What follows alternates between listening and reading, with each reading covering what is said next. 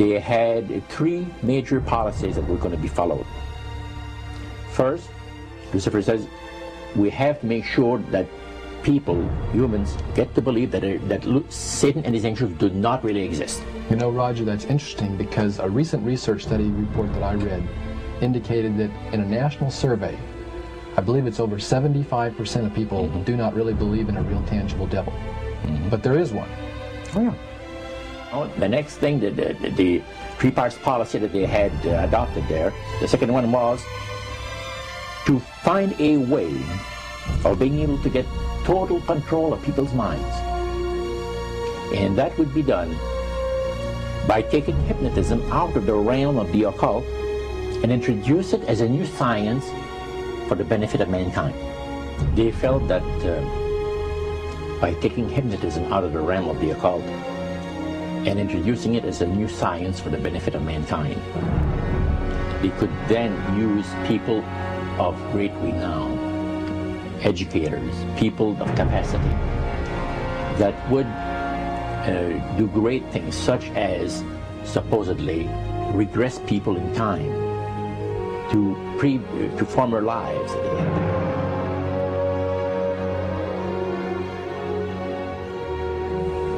And of course, after the session is over, the person would not know a thing about ancient history. And the person she or he has talked about performing, certain deeds, we'll say, 3,000 or 4,000 years ago.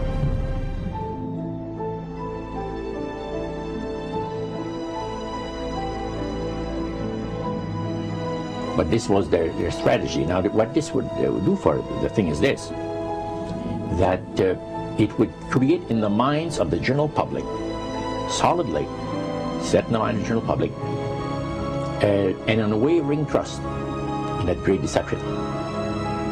So now this would be a way of de-Christianizing the Western world through the avenue of mysticism. The three things were, number one, that they did not want Satan did not want the human family to think that he or his angels existed. Right. The second point that you made had to do with taking control of people's minds. That's right. The third point was what? Was to destroy the Bible without burning it. Okay. See? And what was the strategy on that? On that, it was very interesting. Because after the Great General Council, it was decided that Satan would tutor Charles Darwin personally in setting up the principles of his theories of evolution. He was tutored by Lucifer himself, fallen Lucifer.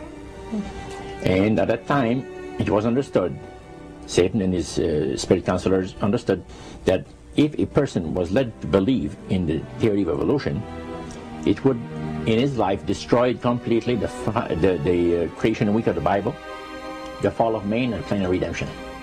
It would do away with it. Anyone that teaches a theory of evolution is considered to be a minister of a great religious system. And he said that every teacher of that theory is recognized by the spirits as a person of great value and receives a very special unction from Satan himself, giving great power to induce spiritual blindness, to convince and convert. Three capacities.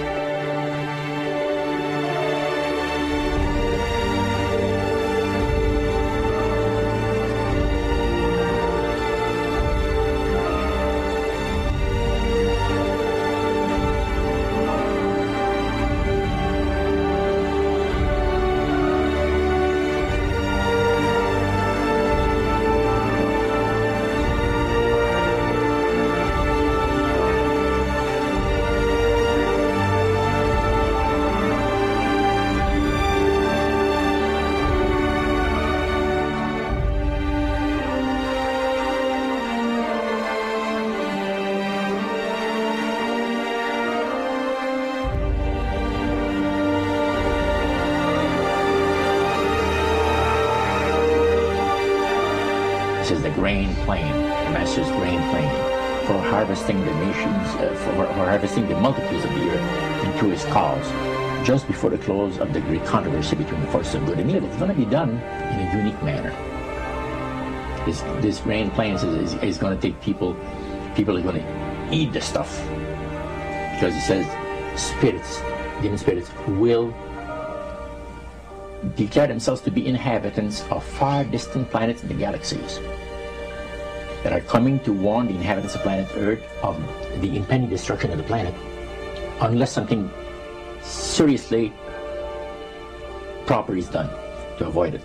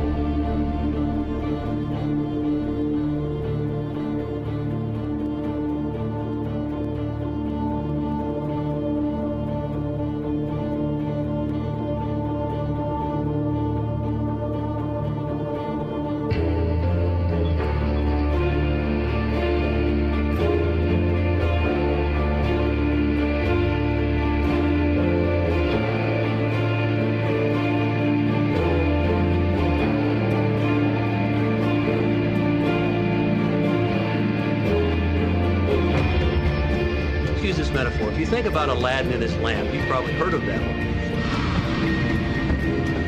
The genie always says one thing. Your wish is my command. You know, the universe is this great genie, and your conscious mind is Aladdin. It formulates the intention of what you choose for your life.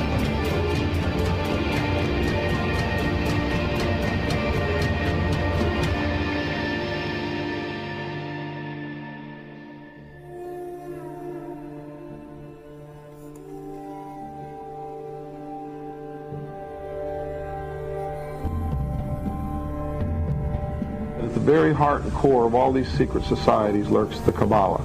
It is a method of encoding information through a system of mathematics and numbers. These people that belong to the secret societies never dared to write down in any language what they knew, what it was that they were guarding, because then someone could steal it and then the secret would be out.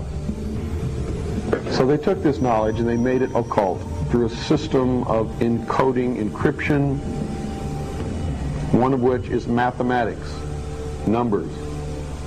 Another is architecture. Everybody wonder, why do they have a fraternal organization called the Freemasons? Aren't those the guys that build walls? You bet they do. But every wall they build contains the secrets that have been kept and maintained throughout the ages, and it's encoded in the architecture and in the measurements of the buildings and in the mathematical formulas used to derive the geometry, the shape, the length and breadth and height of rooms. It's all encoded there.